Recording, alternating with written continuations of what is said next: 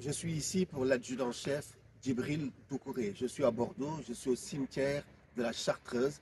Vous avez derrière vous des dizaines et des dizaines d'anciens combattants africains qui ont versé leur sang pour la liberté de ce pays. Djibril Doucouré, 87 ans, le 28 octobre 2023. Djibril Doucouré, guerre d'Algérie, 1959-1961.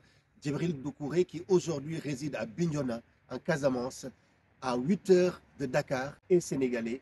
Djibril Doucouré fait partie de ces anciens combattants qui, pendant plusieurs décennies, plus de 60 ans, ont été obligés par le cynisme et la mesquinerie de l'administration française à venir séjourner au moins 6 mois ici sur le sol hexagonal pour pouvoir percevoir la maigre pension, l'allocation spécifique pour les personnes âgées.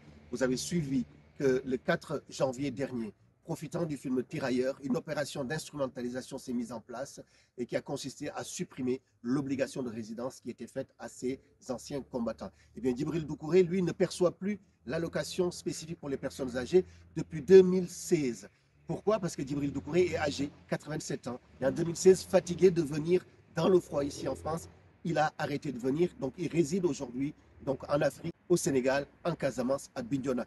Djibril Doucouré m'a demandé et a demandé à l'État français, par un recours déposé par l'avocat William Bourdon, que cette suppression de l'obligation de résidence lui soit aussi appliquée, même s'il réside en Afrique.